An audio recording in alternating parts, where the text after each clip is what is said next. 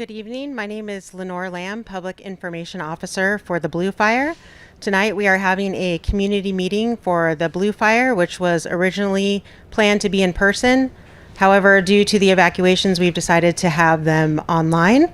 And we also will be including an update on the Dillon Fire. So some statistics on the fires. The Blue Fire is currently at 1,530 acres, 0% contained. And the Dillon Fire is currently at 8,367 acres, and it is at 7% contained. We currently have 1,391 personnel on both fires. And right now I would like to introduce Chris Christopherson, Forest Supervisor on the Klamath National Forest, who will start our meeting today. Good evening. Chris Christopherson, Forest Supervisor on the Klamath National Forest and representing the Six Rivers National Forest. So thank you for taking time out of your busy day to join us tonight and get some information about these two incidents we have going in our backyard. And so we've been receiving historic amounts of lightning, as you know. And we have two large incidents, the Dillon Fire, which is outside Orleans, and the Blue Fire, which is right outside Syad. Today we had the prediction of more lightning and more erratic weather. Luckily, we did not get that here, but they did get it in California, and there are now communities that are currently being evacuated because of wildfire threat. So the point that I want to make is that this is still a very dynamic situation, and we are currently in a warming trend, and so we expect more hot, dry weather. And so please take this seriously. I want to thank California Incident Management Team 1 for picking up the phone and coming up here and helping us manage these two incidents. And I also want to thank CAL FIRE for helping us just the other day on the fire outside of Syad. And so I also want to thank the community members for having patience as we work together to manage these two incidents. And so thank you. I'm going to turn this back over to Team 1.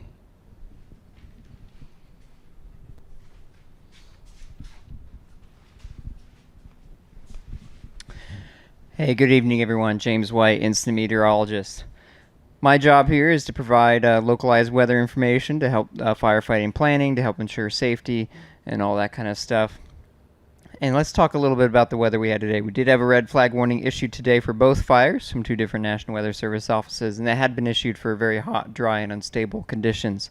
In fact, it was so unstable that the weather event happened too early somewhere else. It ended up happening there near Sacramento, where they had a lot of lightning in the Sacramento foothills just southeast of them there. What that did is it pushed up a whole bunch of clouds into the upper atmosphere. As that instability moved north, the clouds moved with it.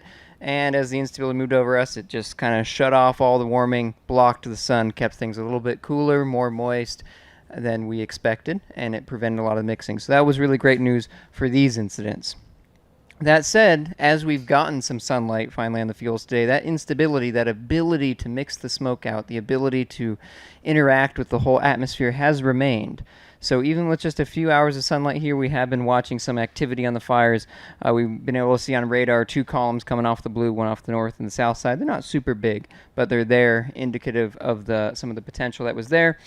And then also off the Dillon, we've been seeing one come here off the northwest side over in this area. That potential is going to remain tomorrow. And just because we rolled the dice today and those dice ended up being beneficial for us, we're going to roll some of those same dice tomorrow, and it could be a much more dramatic roll. So tomorrow what we're looking at is without the cloud cover, which is much more confidence that it will be clear tomorrow than it was today. Looking at those temperatures reaching back into the upper 90s and those lower elevations, those relative humidities staying very dry. They're in the 20% and the teens, especially at those mid and upper elevations where we're allowed dry air intersecting the terrain. That'll remain overnight. Assuming also with that sun on the ground, that'll get our terrain winds back in here, moving up our valleys, so we normally get that southwest wind on both fires, a little bit more west here on the blue and southwest here up the Klamath River Valley, mixing down into some of these drainages with some of that instability. And I mention that instability because that is once again sticking around for us. It's not going to be as great of a high-end potential as there was today, but that enhanced instability will still be here, still have that ability to mix out the smoke. And in fact, since we didn't use it today, instability sometimes is a finite resource. If you use it up one day, it's gone the next. We didn't use it today. So that's what, so a lot of the models show that sticking around a little bit longer. And so we are going to have another potential for thunderstorms tomorrow afternoon. It's pretty uncertain. We very much could get no thunderstorms at all, but that potential is there. Especially for the blue fire, any thunderstorms popping up could drop dry lightning, new starts, and some gusty outflow winds. So we'll be watching that very closely as we head into tomorrow. We're going to maintain under those elevated fire weather concerns and conditions for at least one more day into Thursday, and then we'll start backing off through the end of the week with maybe some hints of rain in the far extended forecast. We'll see about that. But focusing on the next couple of days, we'll be here getting any alerts or anything that needs to go out.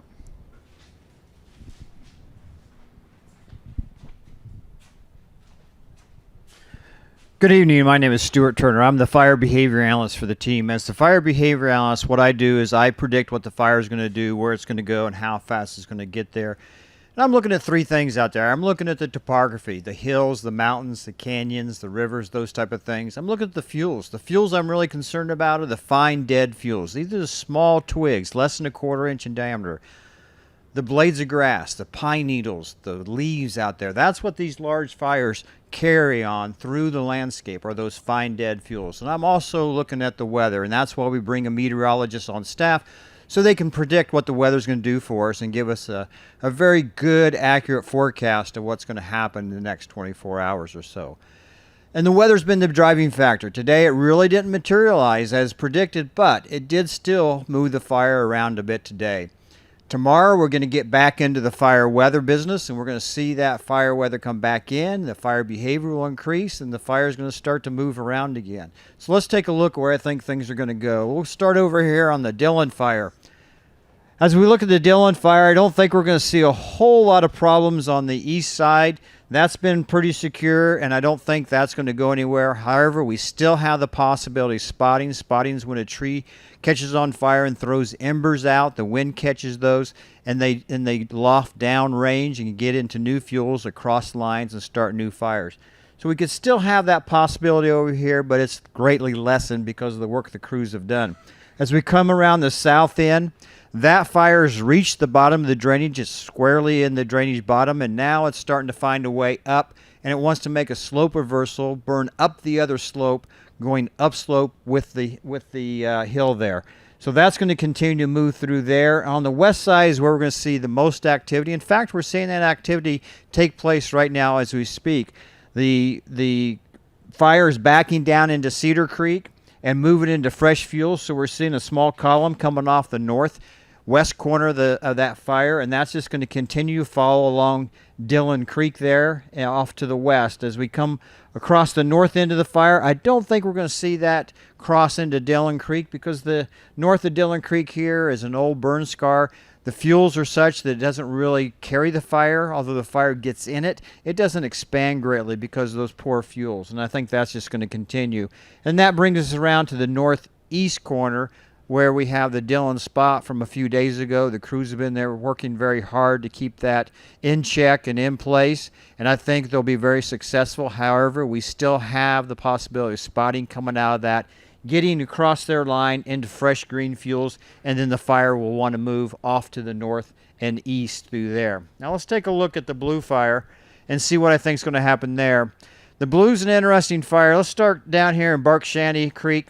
We've seen some activity in there today. We had a spot fire down in there. It's down low in the drainage, and those are starting to run back up and hitting back into the black. And that's just going to continue as it spots, rolls out, and then runs back up to the top of the ridge. And that's going to continue to progress down to the west and southwest.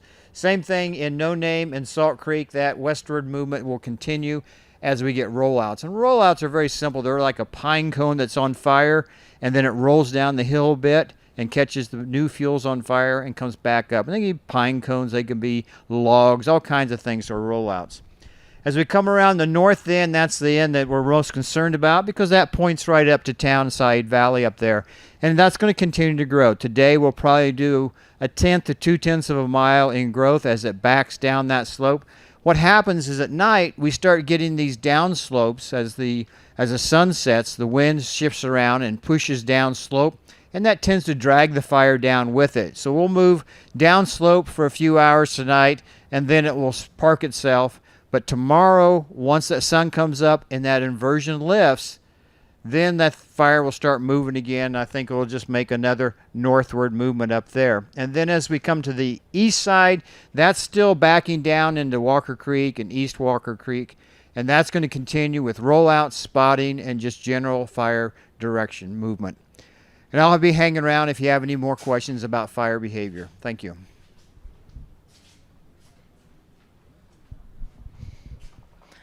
All right, good evening. My name is Sarah Cofield. I'm an Air Resource Advisor trainee, and I'm here to talk to you about smoke and smoke impacts.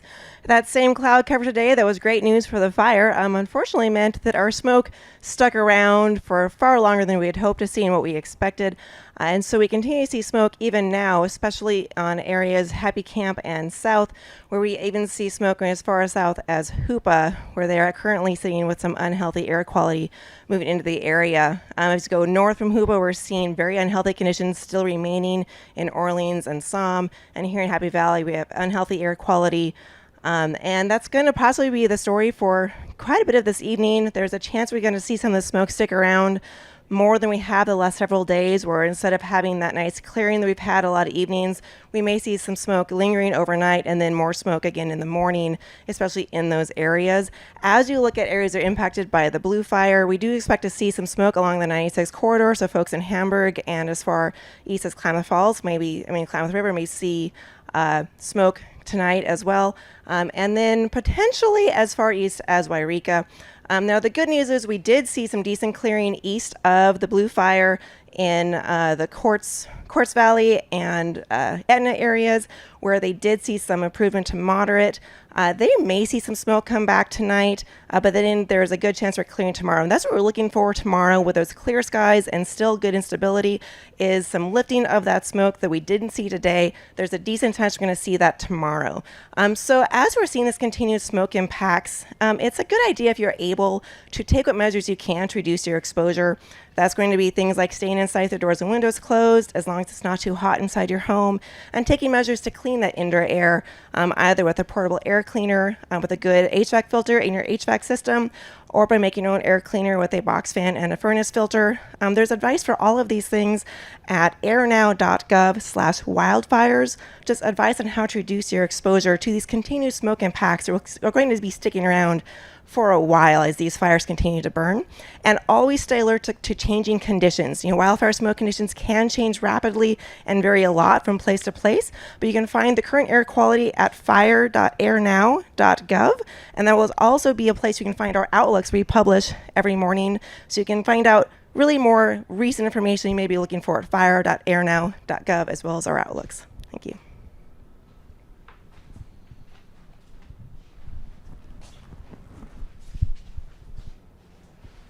Good evening, everybody. My name is Josh Eichhammer. I'm one of the operations section chiefs here with California Interagency Incident Management Team 1. I'm going to start today on the blue fire with an operational overview of our strategy and current actions. First off, we've got clear intent from the Klamath National Forest that this is a full suppression fire. So our goal here is to contain the fire to the smallest possible footprint, utilizing every tool at our disposal.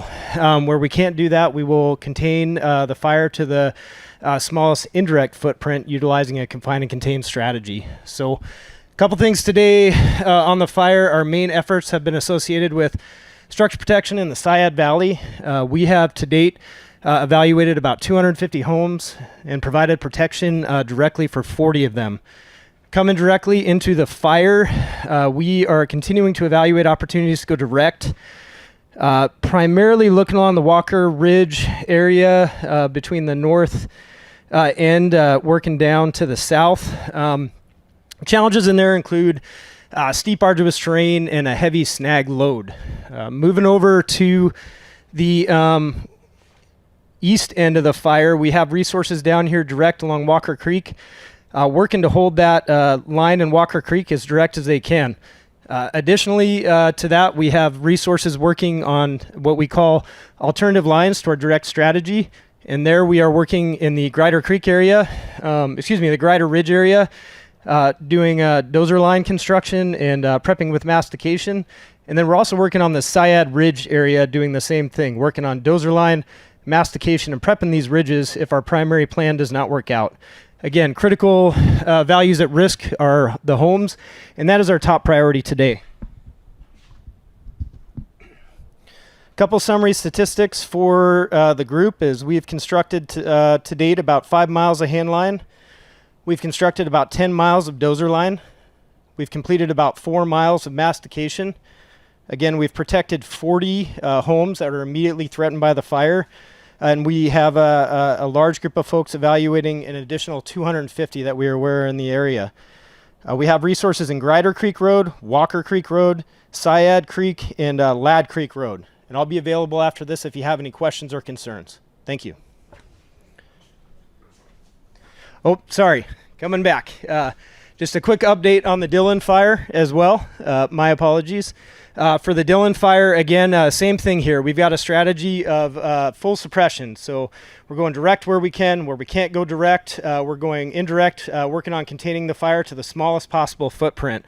Activities today starting in the south end of the fire in Division Mike continue to be going direct where we can. We're putting a lot of effort into trying to contain this fire direct on the south end, and that's a combination of hand line and tying into existing features and roads. That's been a little bit of a firefight down in there with some dynamic issues today, and the folks got pushed back, came in there, and we're still focusing primarily on holding this line where it is. That's our primary plan. Coming around to the west side of the Dillon fire in divisions Romeo and Whiskey, we did have some issues here with large fire growth yesterday. That did impact a dozer line that was our primary containment feature for that fire. So folks were out today taking a good look at where we could put some additional line and continuing to evaluate opportunities to go direct where they can do so safely. As alluded to in the operations map, you'll see that we do have a couple spot fires across Dillon Creek. So there's some significant challenges with getting to those spot fires. Firefighters are actively evaluating how to get in there and do work to contain them. As the fire behavior specialist alluded to, there's also sparse fuels in there as some of these areas are in fire scars. And we don't anticipate any significant fire runs from those spot fires, but we are taking them very seriously. In addition to working on evaluating the spot fires, we've taken a good look at some primary line here, indirect line that we may need to use, and we're evaluating where we might move further out should this fire progress to the north. Coming around to our priorities on the east side of this fire, the spot fire on the east side of Dillon Creek is looking really good. Really steep, arduous terrain. Our hot shots and our crews and our engines have been in there working very hard over the last couple days to put the brakes on that and contain it to the smallest possible footprint with direct actions. To date, from what I understand, we'll probably have another shift in there before we're feeling good, like things are secure, but we didn't have any lost ground today. And again, crews are actively in there and engaged. Coming down the Highway 96 corridor proper, mop-up continues in the Dillon Creek Campground and the T-Bar area, and we are evaluating and preparing structures both north and south on the Highway 96, Donahue, Patterson, some of the other communities down there, all the way down to Soames, really making sure that should this fire make a move, that some of the fire weather folks have talked about and our fire behavior specialists, that we're going to be prepared for that action. And in the meantime, we'll be focused again on containing this fire to the smallest possible footprint. And that is, again, end of report. I'll be available if there's any questions after.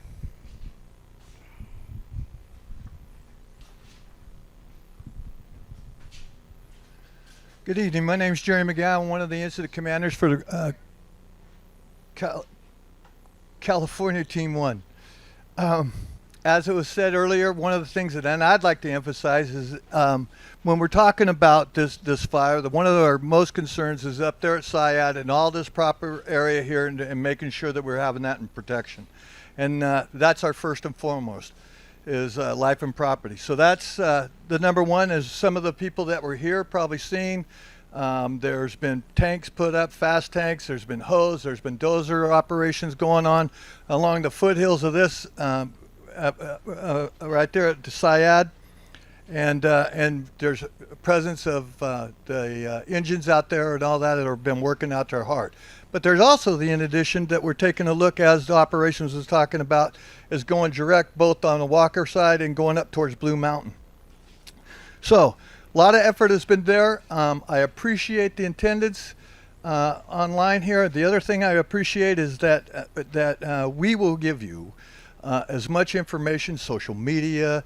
If we could, we would do these in person, but at least virtual meetings, and we will continue to do this work and keep you updated to the best of our ability. Jerry, thank you. With that, I want to take a minute and go back to Siskiyou County Sheriff James Randall. Are you on with us? Yes, I am. It's Under Sheriff Randall, Siskiyou County. To start off, I would like to say thank you to everybody, and then I want to reiterate something that you, Supervisor Chris Christopherson, said at the beginning, which is you want to please take this seriously, and I want to reiterate that.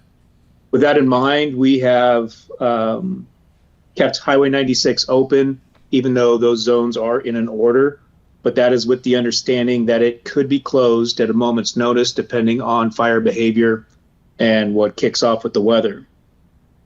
This doesn't lessen the threat, and therefore we're not reducing the orders at this time based off of the current weather and fire behavior predictions and the potentials with the country that fire is in. Everyone needs to take it seriously. We have all seen how fast fires can move and the great distances that they can travel in our county, and that's the unfortunate reality of what fires have done in the past and could potentially do still in the future. The reason for the orders are primarily public safety, and that our department takes very seriously. We're constantly evaluating and analyzing the real-time information with recommendations made from our fire and our OES counterparts, and that's based off of years of science and years of experience. We don't take it lightly. We don't enjoy making the inconvenience for anybody, but we do it with the goal of keeping people as safe as they can be and not based off of those inconveniences. And therefore, I'm going to reiterate what you said, which is we want everyone to take this seriously. We'll evaluate this every day and see when we can lower those orders down to warnings or if we can even remove them completely.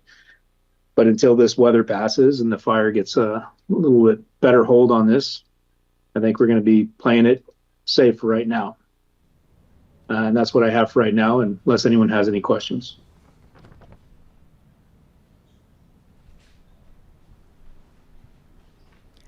Thank you. So if you do have any questions, we did ask folks to go ahead and put those on the Facebook page for the Klamath National Forest and the Six Rivers National Forest, and we've been monitoring those. So if we don't get to your questions tonight, we will answer those questions for you. So we do have another public meeting tomorrow evening, and that one is going to be in person at the Karuk Natural Resources office at 6 p.m. And so we will get to your comments online if you have them posted. We've been monitoring them, so I know we do have at least one question this evening. So this is the address and information for tomorrow's community fire meeting that will be still planned to be in person. So with that, I'm going to go to the one question that we have. I also wanted to reiterate our fire contact information. Our hours of operation are 8 a.m. to 8 p.m. And we have the Blue Fire contact information as well as the Dillon Fire contact information up here on the screen. And again, the Facebook pages, the Dillon Fire is being monitored on the Six Rivers Facebook page, and the Blue Fire is being monitored on the Klamath National Forest Facebook page. So we welcome those comments and questions. And one question that we did get before the meeting was, is there anything being done at Grider Creek Campground and Trailhead to prepare the area to receive fire? And I'll hand it over to operations. Hi, so the Grider Creek Campground and Trailhead, if you're speaking to the Pacific Crest Trail, we have spoken with the Klamath National Forest, and they have given us pretty clear intent on getting going with protecting critical values at risk. So our number one priority, as we mentioned earlier, has been people's homes. That's really where we are, and then we're going to be moving into protecting infrastructure where we can. Critical infrastructure includes the trailhead here and the access, and we've also talked about protecting the integrity of the PCT trail to the best of our ability. So there's a lot of things that we're going to be doing to try and minimize the impacts to this fire as it moves through, protect values at risk, and yes, we will be engaging in applying protection measures to the Pacific Crest Trailhead in the Grider Creek area.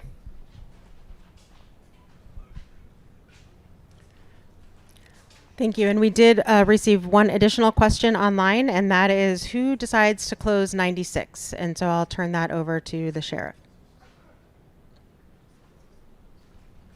Thank you. Thank you for the question. That question can be difficult to answer simply because there's a lot of different things that go into a closure of roadways as well as a state highway. The easy answer is when conditions become too unsafe to travel, that it could potentially put people's lives in danger, when we will close Highway 96 at a moment's notice. We will reach out to our California Highway Patrol counterparts to help us with the closure of a state highway along with Caltrans. The other thing that can cause a closure of a roadway would be if there's significant fire equipment that's needed to move in to fight those fires. We need to keep our firefighters safe. Those roads can be treacherous at times alone without firefighting equipment on it. And if we have a large amount of firefighters moving their equipment back and forth, it can cause hazards on the roadway through traffic accidents and clog it up or just prevent them from being able to respond to the fire itself. So there's a lot of things that go into that. But right now we're leaving it open until that fire decides to either be beaten back or if it takes off. And we'll look at it either way. But I just want everybody down there to understand it can be closed in a moment's notice if that fire decides to take off north towards Hyatt.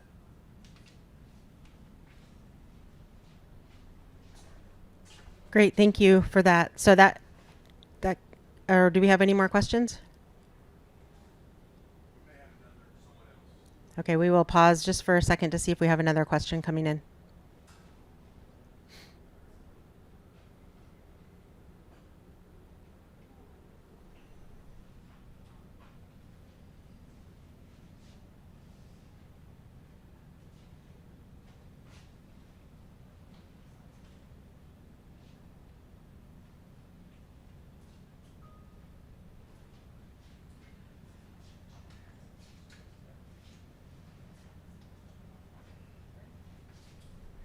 Okay, we don't see any additional questions at this time, but again, you can reach out to us on the Facebook pages. You can come to these community meetings, or you can give us a call at the contact information listed here. So please feel free to continue to reach out. Oh, I think we have one question maybe coming, so we'll wait one more second.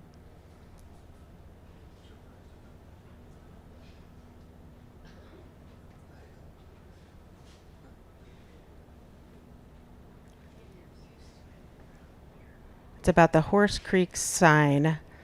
They wanted to know when there's a sign for the Horse Creek area, when there will be a sign delivered for the Horse Creek area. And I believe there is a sign coming for that area, is what I have been told. Does that clarify the question?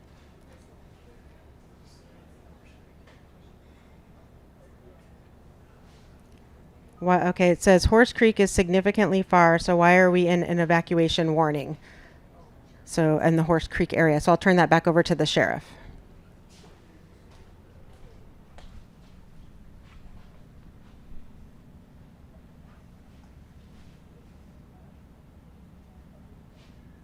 I'm sorry, can you repeat that? My computer kind of glitched out. Not a problem at all. It says Horse Creek is significantly far, so why are we in an evacuation warning? So normally what we'll do is a zone that goes into a evacuation order due to fire behavior or predictions of which way it's moving. The zones adjacent to that are placed in a warning simply out of being safe because those fires can change direction at any time. And that way the residents that live in a zone that are adjacent to it have some type of a heads up that they need to get their stuff together and be prepared to leave if the fire was to change directions. Sometimes we'll look at it, and if I know the zones are quite large, we'll take a look at that, and we can reduce those zones and split them. But for the most part, it's just because it's adjacent to a zone that has an active fire burning in it.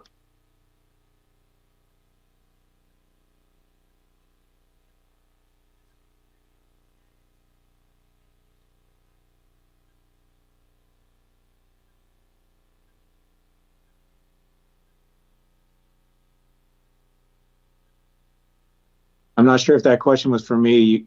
When you walked up, there was no volume that came on, so I'm not sure if you're muted. Yes, that question was for you. Will food and medication be allowed through a road closure? So that's another one that could be difficult to answer. For the most part, we try to make every accommodation that we can, even when the roads are closed. However, if that road is impassable, obviously it's not going to happen. They have to find an alternate route. A lot of times those are case-by-case basis.